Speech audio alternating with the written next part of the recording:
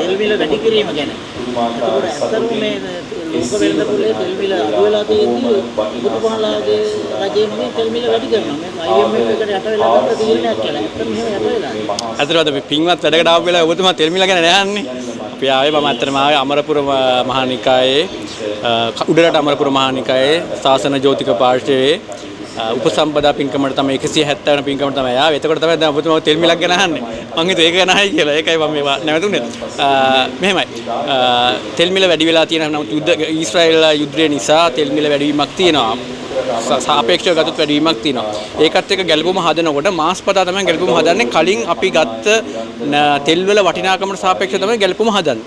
නමුත් ඉදිරියේදී ලෝක තෙල් මිල අඩු වෙනකොට අපිට මේ ගැළපුම හදලා ඉදිරි කාලෙදී තෙල් මිල අඩු කිරීමේ හැකියාවක් තියෙනවා. නමුත් මේ අවස්ථාවේදී ගැළපුමත් එක්ක තමයි තෙල් මිල යම් සාපේක්ෂව යම් ප්‍රමාණයක් වැඩි වෙලා තියෙන්නේ. බලයට පැමිණීමේ ප්‍රථම ඔබතුමාලාට විවිධ පෙරහැරක්වත් කරන්න දෙන්නේ නැති තත්ත්වයකටපත් අපේ ක්‍රියාව කවුරුත් දැකලා තිබ්බේ නැහනේ. අපි කියන දේවල් තමයි කට්ටිය දැක්කේ. හැබැයි දැන් ක්‍රියාවෙන් මොකක්ද කියලා ඔප්පු වෙනවා. ජාතික ජන බලවේගයේ ප්‍රතිපත්තිය, දර්ශනයට, බෞද්ධ සංස්කෘතියට, බෞද්ධ දර්ශනය කෙරෙහි ජාතික ජන බලවේගයේ ප්‍රතිපත්තිය ඇතුළත බෞද්ධ දර්ශනය කොච්චර උඩ උස්සන්න ඕනද කියන එක දැන් ක්‍රියාවෙන් දකිනවා. අදත් ඇත්තටම අපි හිතනවා අපිට රජයක් විදියට මිනිස්සුන් මේ නීති ආධිපත්‍ය උඩ ගන්න පුළුවන්. හැමදා රටක ජීවත් වෙන සීලම් පුරවැසියාම නීතියට යටින් තියෙන තැනකට අපිට ගේන්න පුළුවන්. අපි ඒක කරමින් ඉන්න රජයක් විදිහට අපි ඒක කරනවා. අපිට නව තාක්ෂණය ගේන්න පුළුවන්. අපි ඒක ගෙනිමින් ඉන්න අපිට කරගන්න පුළුවන් ඒක. ඒ කියන්නේ මේ සමාජය වෙනත් තලයකට අරන් යන්න පුළුවන්. හැබැයි කිසිම ආකාරයකින් සංඝරත්නයේ ආශිර්වාදයේ සංඝරත්නයේ දායකත්වයේ සංඝරත්නයේ අනුශාසනාව නැතිව අපිට මේ සමාජය පෝෂණය කරන්න බෑ. මොකද අපි දශක ගානක් තිස්සේ අපි කිව්වා මේක ආර්ථික සමාජීය දේශපාලන සංස්කෘතික පරිවර්තනයක් කරන්න ඕන රටක් කියලා. ඒතර මිනිස්සු මැෂින් වගේ පරිවර්තන වෙන්න බෑ. ඒකට මේ බෞද්ධ දර්ශනයේ තියෙන ගැඹුරු සාරධර්ම කරුණු අපේ මේ ජීවිත තුළට එකතු කරගත යුතුයි. ඒක කරන්න පුළුවන් වෙන්නේ සංඝරත්නයට. ඒක කළ හැක්කේ සංඝරත්නයට පමණයි. ඒක ගිහි අපිට කරන්න බෑ. අපිට කළ හැක්කේ රජයක් විදියට ඒ ස්වාමීන් වහන්සේලාගේ වැඩපිළිවෙලට රජයක් විදිහට දැක්විය හැකි උපරිම දායකත්වය දක්වන එක විතරයි. ඒ වෙනුවෙන් අතිගරු ජනාධිපතිතුමා ඉඳලා සම්පූර්ණ රජයම කැප වෙනවා. ඔබතුමාලා හැම වෙලාවෙම දකින්න ඇති අනුර කුමාර ජනාධිපතිතුමා කොතරම් ප්‍රමාණයක් මේ වැඩ සඳහා සහභාගී වෙනවද කියන එක. ඒක බුද්ධ ශාසන අමාත්‍යාංශය ඉඳලම අනිකුත් ආගම්වල සහ අනිකුත් දර්ශනත් ඒ විදිහටම අපි අරන් යන්න බලාපොරොත්තු වෙනවා. දැන් විශේෂයෙන් ඔබතුමාලාගේ රජයේ බොහෝ ඔබතුමාත් ඇතුළු ඉන්නේ වෛද්‍යවරුන් බොහෝ පිරිසක් ඉන්නවා. මේ බෙහෙත් ඊගේ පිළිබඳව බොහෝ දෙනෙක් කඩිපුරම කතා කරනවා. අපි දැක්කා ඔබතුමාලාගේ රජයේ බලයට පැමිණීමට ප්‍රථම බොහෝ දෙනෙක් මේ ගැන කතා කරලා ඔබතුමාලාගේ කතා කරා. ඇත්තටම මොකද්ද මේ වෙලා තියෙන්නේ? ඔව් ඒක ඇත්තටම සිස්ටම් එක චේන්ජ් කරන්න ගියාට පස්සේ එන පොඩි හිකප්ස් කියලා කියන්නේ අපි එකක් තමයි. අපි රජය ගත්ත ගම මාවනේ හාල් හිගයක් ලුණු හිගයක් ආවා. නමුත් දැන් ඒක සාමාන්‍ය සමතකට පත් කරගෙන තියෙනවානේ. ඒ වගේම අපි රජයට ආවට පස්සේ මෙච්චර කාලයක් තිබ්බා බෙහෙත් ඇනෝම් කිරීමේ ක්‍රියාපටිපාටිය. සාමාන්‍යයෙන් ඇවිල්ලා ඇනෝම් කරලා ඇවිල්ලා ඉවර වෙලා මිනිස්සු පරිභෝජනය කරලා කම්ප්ලේන් එන්නන්න ගත්තට පස්සේ තමයි ගොඩක් වෙලාවට චෙක් කරලා ඒක අයින් කරන්න ගන්න. නමුත් දැන් ඒ ක්‍රියාපටිපාටිය වෙනස් වෙලා එන බෙහෙත් ඇනෝම් කරන බෙහෙත් නියමිත ගුණාත්මක තත්ත්වයෙන් තියෙනවද කියලා බලලා තමයි එළියට ගන්න. හැබැයි ඇත්තටම ඔය කියන තරම් ස්පිරිතාලයට ගිහලා බැලුවොත් බෙහෙත් වල හිගයක් නැහැ. ඒක විවිධ ක්‍රම තියෙනවා බෙහෙත් ගන්න පුළුවන්. රජය මගින් ලබා දෙනවා. ඊට අමතරව අපි කියනවා සල්ලි උපකරණ සහ බෙහෙත් අවශ්‍ය බලතල දීලා තිනවා රෝහල් වල අධ්‍යක්ෂකවරුන්ට ලෝකල් පර්චේස් කරන්න පුළුවන්. යම්කිසි මුදල් පටිපාටිය අනුව යම්කිසි මුදල් ප්‍රමාණයක් දක්වා ඒගොල්ලන්ට ඒ අවශ්‍ය ස්පිරිතාල තුල හිගවන බෙහෙත් ගැනීමේ හැකියාව තියෙන ලෝකල් පර්චේස් ක්‍රමය හරහා. නමුත් ඒ හරහා සිදු වෙනවා නම් කිසිම ගැටලුවක් වෙන්නේ නැහැ. ඇත්තම ඔය කියන තරම් ලොකු හිගයක් නැහැ රෝහල් වල. මේ මහ ජනතාවට පණිවිඩය මොකක්ද? අනිවාර්යයෙන්ම මාසයක් දෙකක් වැනි කෙටි කාලයක් ඇතුළත මේ ප්‍රශ්නෙත් මේ තියෙන තුළු ප්‍රශ්නෙත් අනිවාර්යෙන් අපිට සමතය කරගන්න පුළුවන් වෙන කියලා ලොකු බලාපොරොත්තුවක් අපිට තියෙනවා. ඒ වෙනුවෙන් සෞඛ්‍ය අමාත්‍යාංශයේ දේශපාලන අධිකාරිය සහ කාර්යමණ්ඩලය නොමුසුළු වැඩ කටයුතු කරගෙන යනවා. අනිවාර්යයෙන්ම මාස දෙකක් ඇතුළත මේ ප්‍රශ්න විසඳගන්න පුළුවන් අපිට.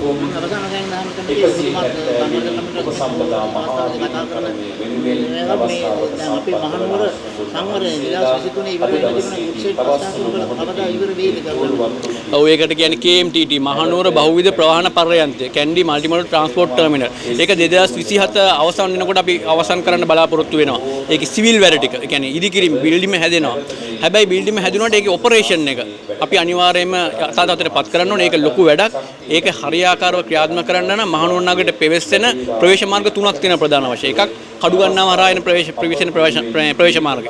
අනිත් එක කඩුගස්තුර හරහා පිවිසෙන ප්‍රවේශ මාර්ගය. අනිත් එක කුණ්ඩසාලේ හරහා එන පිවිසෙන ප්‍රවේශ මාර්ගය. ඔය තුනේ සැටලයිට් ස්ටේෂන් තුනක් හැදෙනවා. ඒ හරහා එතන වාහන නවත්තලා පාක් ඇන්ඩ් රයිඩ් සිස්ටම් එකට එන්න පුළුවන් වෙන්න ඕනේ. ඔය විදිහට ෂටල් සර්විස් එකක් හැදෙනවා. ඒ වගේම රීරූටින් ප්ලෑන් එක. දැන් දුවන බස් රථ යන පටන් ගන්න තැන ඉඳලා අවසන් වෙන තැන දක්වා යන බස් රථ ප්‍රමාණය අපි වෙනස් කරනවා.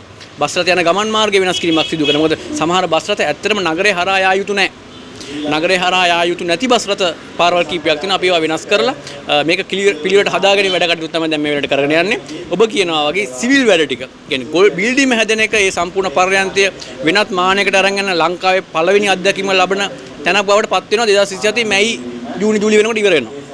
හැබැයි ඒක ඔපරේෂන් පාර්ට් එක තව මාස 6ක් ඇතුළත ඒ කියන්නේ 2027 අවසන් වෙනකොට අපි සම්පූර්ණයෙන් ඒකේ ප්‍රයෝජන ගන්න පුළුවන් විදිහට ඔපරේෂන් පාර්ට් එකත් හදනවා. මේ දවස්වල ඒ වෙනුවෙන් තමයි අපි වැඩ කටයුතු කරගෙන යන්නේ.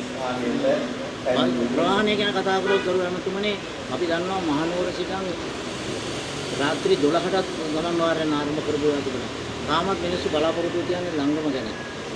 පැය ගණන් පාරවල රැඳීලා සිටිනවා. ඇත්තටම ලංගම තව ටිකක් දියුණු කරලා ඉදිරියට ගෙනීමේ බලාපොරොත්තුවක් තියෙනවා.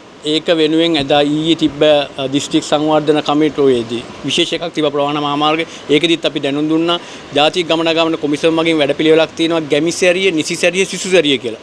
සිසුසැරිය කියන්නේ පාසල් යන ළමයින්ට පාසල් සඳහා යම්කිසි පාසල් කීපයක ඉඳලා තමන්ගේ මේ පාසල් වෙත යන්න බස් රථ නැත්නම් අපිට ජාතික ගමනාගමන කොමිෂන් සභාව විසින් ඒ පාඩුවට දුවනවා නම් බස් රථයක් ඒ වෙනුවෙන් මුදල් ලබා දිය හැකියි.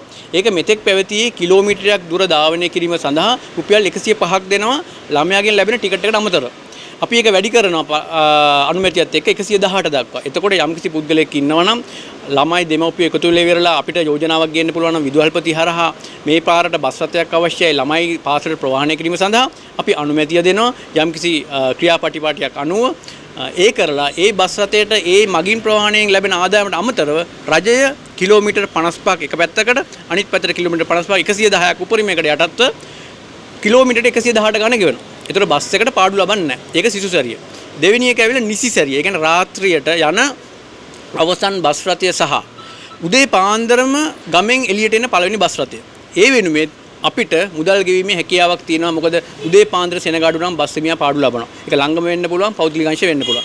රාත්‍රියට අන්තිමට යන බස් රථය මිනිස්සු අඩු නම් ඒ ජර්නියේදී ඒ බස් හිමියා ළංගම වෙන්න පුළුවන්, පෞද්ගලික වෙන්න පුළුවන් පාඩු ලබනවා. ඒතකොට අපි ඒ වෙනුවෙන් කිලෝමීටර් රුපියල් 79ක මුදලක් ගෙවන්න බැඳී ඉන්නවා ඉදිරියේදී. ඒ වගේම අනිත් එක තමයි සිසුසැරිය නිසිසැරිය ගැමිසැරිය. ඒ කියන්නේ අපේ තියෙන දුෂ්කරගම් මහනුවර දිස්ත්‍රික්කය ගත්තා ලංකාව පුරා තියෙන දුෂ්කරගම්. ඒතර අපි අන්තිම උපනගරේ ඉඳලා ප්‍රධාන නගරේ උපනගරේ ඉඳලා ගමට යන බස් එක වෙනුවෙන් අපි මුදල් ගෙවීමක් ගෙවන්න බලාපොරොත්තු වෙනවා කිලෝමීටරයකට රුපියල් 79 ගාන.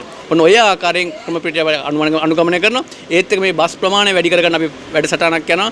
මේ අවුරුද්ද අවසාන වෙනකොට ධාවනයෙන් ඉවත් වෙලා තියෙන ලංගම බස් රථ 600ක් ටාගට් කරන් තියෙන ඉලක්කයක් තියෙනවා 600ක් හදලා පාරට දාන්න. සමහරට 600 බැරි වුණොත් අපිට 300 400 ඉලක්කයකට අපිට යා ගන්න පුළුවන් කියන ලොකු බලාපොරොත්තු තියෙනවා. මොකද ඇනවුම් කරන බස් රථ එන්න යම්කිසි කාලයක් ගත වෙන නිසා. මොකද මේ බස් රථ අපි ඇනවුම් කරලා තියෙන්නේ මීට වඩා මේ දුවන ලොරි කැසි නෙවෙයි.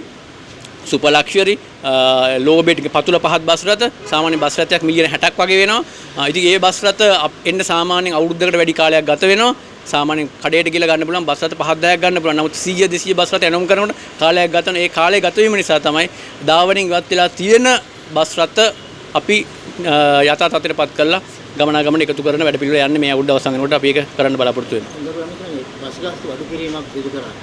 රුපියල් 100 ගණන් 755ක් විතර අඩු වෙනවා කියලා තමයි කියන්නේ.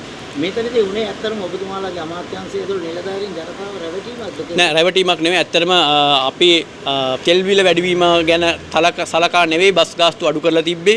අඩු කරන සංශෝධනය හදලා තිබ්බේ. නමුත් තෙල් බිල වැඩිවීම නිසා අපිට ඒ තැනට යන්න අපහසු නිසා තමයි ඒ අඩුවීම අඩු වෙලා තියෙන්නේ. නෑ රැවටීමක් නෙවෙයි. අනිවාර්යයෙන්ම අපිට තෙල් මිල අඩු නම් අනිවාර්යෙන් අඩු කරන්න පුළුවන්.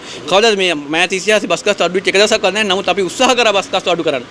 0.5 කර අඩු කරලා තියෙනවා. නමුත් ඊට වඩා 2.5 අඩු කරන්න අපි නිවේදනය කරා. නමුත් හදිසියේ තෙල්වීම වැඩිවීම නිසා අපිට අඩු කරන ප්‍රමාණය අඩු කරන්න වෙලා තියෙනවා. හරි බොහොම ස්තුතියි. සිසාරා විශ්වාසයේ සන්නාමය දසත නිවුස්. දවසේ දසත පැතිරුණු පුවත් ඇසිල්ලෙන් දැනගන්න දසත YouTube නාලිකාව සබස්ක්‍රයිබ් කරන්න.